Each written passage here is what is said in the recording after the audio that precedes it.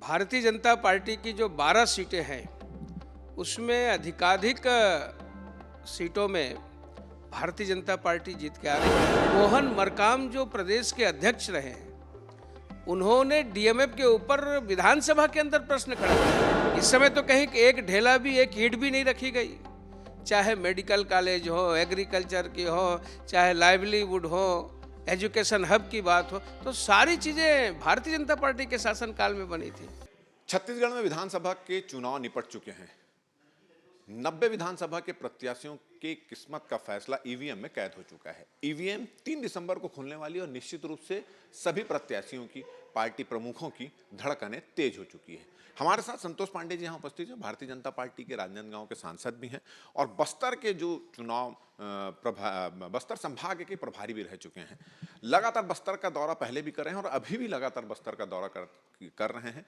राष्ट्रीय नेताओं के निर्देश पर उन्होंने बस्तर की एक एक सीट का आकलन किया है और उस सीट के आकलन के बाद वो भारतीय जनता पार्टी को बस्तर में किस स्थिति में पाते हैं, क्योंकि पहले भारतीय जनता पार्टी की जो प्रदर्शन था वो निराशाजनक था। अब वो आशा में किस तरह से परिवर्तित होगा और उसके पीछे क्या ठोस वजह, उसके लिए हमारे साथ संतोष पांडे जी यहाँ मौजूद हैं। अभी क्या स्थिति नजर आ रही बस्तर की? आप बस्तर के प्रभारी हैं जी। बस्तर में कोंटा, सुकमा से लेकर के और मैं कहूँ नारायणपुर तक, कांकेर तक, भारतीय जनता पार्टी की जो 12 सीटें हैं उसमें अधिकाधिक सीटों में भारतीय जनता पार्टी जीत के आ रही है। उसका कारण, जैसे आपने कहा कि क्या कारण है, तो सबसे पहले तो जैसे सरकार की जो विफलता है, वह जिस प्रकार से डीएमएफ में भ्रष्टाचार हुआ और स्वयं मोहन मरकाम जो प्रदेश के अध्यक्ष रहे हैं, उन्होंने डीएमएफ के ऊपर विधानसभा के अंदर प्रश्न खड़ा किया था। और इसके अलावा भी जनता अपने भारतीय जनता पार्टी के समय के कार्यों की समीक्षा की। इस समय तो कहीं एक ढेला भी, एक ईंट भी नहीं रखी गई। चाहे मेडिकल कॉलेज हो, एग्रीकल्चर की हो, चाहे लाइवलीहुड हो, एजुकेशन हब की बात हो, तो सारी चीज़ें भारतीय जनता पार्टी के शासनकाल में बनी थी। और इस समय यदि कहीं कुछ हुआ तो वो भ्रष्टाचार ही हुआ। तो इस प्रकार से दोनों सरकार में अंतर और हमारे जो योजना महिलाओं के विषय में, युवाओं के विषय में, किसानों के विषय में, जनता ने उसको स्वीकार किया, विश्वास किया कि मोदी जी की बात में दम है। अच्छा, आप लोगों ने चुनाव के पहले धर्मांतरण का एक बहुत बड़ा मुद्दा उठाया था कि आदिवासियों क्षेत्र में धर्मांतरण हो रहा है, कलेक्टर के पत्र के आधार बनाया, बहुत जोर शोर से उठाया। इस पूरे चुनाव में खासकर बस्तर क्षेत्र में धर्मांतरण का मुद्दा नजर नहीं आया। नहीं, वास्तव में धर्मांतरण का मुद्दा चित्रकूट में भी रहा और नारायणपुर में भी रहा। बस्तर के 3-4 सीटों में इसको हमारे जो प्रत्याशी हैं उन्होंने अपने स्तर पर बहुत अच्छे से उठाया है और इसका ये कहें कि ये लाभ हमको मिलेगा क्योंकि हम वहाँ की संस्कृति परंपरा को नष्ट ना हो, इसके लिए केवल भाजपा है जो आधार और स्तंभ बनकर के उनके पक्ष में खड़ी हुई। पहले चरण में 20 सीटों पर चुनाव हुआ था, एक जिसके आप प्रभारी थे बस्तर की सीट और उसके अलावा राजनांदगांव जहां के आप सांसद हैं। इस 20 सीट में अगर आंकड़ों की बात करें तो कितनी सीट ला रही है भारतीय जनता पार्टी? मैं आपको ये कह सकता हूँ कि बस्तर की और हमारे राजनांदगांव लोकसभा में 8 सीटें हैं।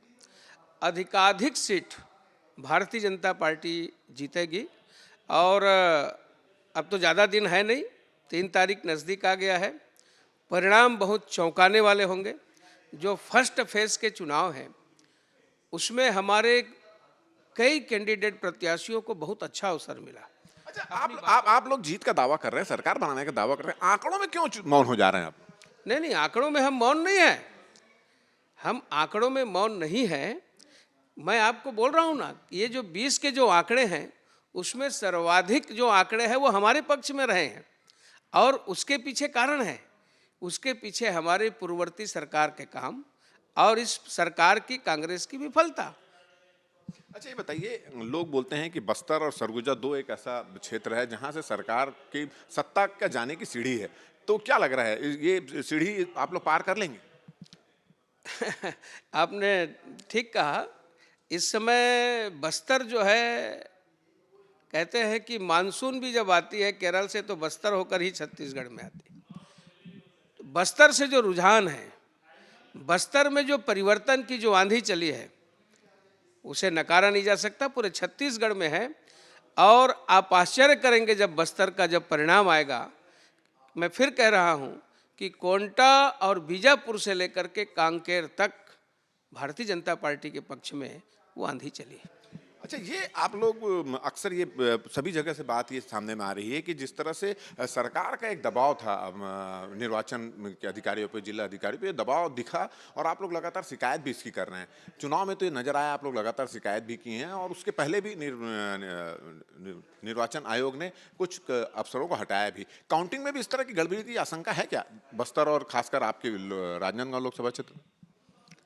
इसमें जैसे आपने अपने प्रश्न में ही कहा कि शुरुआत में हम लोगों ने शिकायत की, वो सही पाई गई और उसमें हमारे राजनांदगांव के भी अधिकारी हटाए गए, एसपी, कलेक्टर, बहुत से अधिकारी हटे। और मैं विश्वास करता हूं, मैं किसी के ऊपर और इलेक्शन कमीशन के ऊपर प्रश्न चिन्ह खड़ा नहीं करता, किंतु हमें सतर्क रहना चाहिए और यदि कोई गड़बड़ी दिखती है तो उसके लिए पहले से एक राजनीतिक दल के होने के नाते, कार्यकर्ता पदाधिकारी होने के नाते सब जगह हमने इलेक्शन कमीशन को अवगत कराया है कि आप इस त्रुटियों को सुधारें और भविष्य में गलती नहीं होनी चाहिए। कांग्रेस अभी भी 75 पार का गाना गा रही है, कितने में रोकेंगे आप? कांग्रेस इस समय बिल्कुल उलट जाएगा और मैं आपको विश्वास के साथ कह सकता हूं आईबीसी इस चैनल के माध्यम से कि छत्तीसगढ़ का जो रिजल्ट आने वाला है वो ऐतिहासिक आने वाला है। जनता जनार्दन ने जो निर्णय लिया है, इस समय ये 75 भारतीय जनता पार्टी की तरफ रहने वाली है। तो ये थे संतोष पांडे जी, जो बस्तर के प्रभारी भी हैं, राजनांदगांव के सांसद हैं, काफी वरिष्ठ नेता हैं और ये दावा कर रहे हैं कि बस्तर में इस बार जो परिणाम आएगा, चमत्कार वाला परिणाम आएगा, लोगों को आश्चर्यचकित करने वाला परिणाम रहेगा और बस्तर की जो सीढ़ी जो है, बस्तर जो है जो सत्ता की सीढ़ी कहलाता है और भारतीय जनता पार्टी इसी सत्ता की सीढ़ी को पार करते हुए सत्ता तक वहां पर पहुंचेगी। हमारा ये वीडियो अच्छा लगे, संतोष पांडे जी के साथ हमारी बेबाक बात अगर आपको अच्छी लगे तो उसको ज़्यादा से ज़्यादा शेयर करें, सब्सक्राइब करें और आप अपने सुझाव हमको जरूर भेजें और मुझे और मेरे कैमरामैन संजू सिन्हा को दे इजाजत। नमस्कार।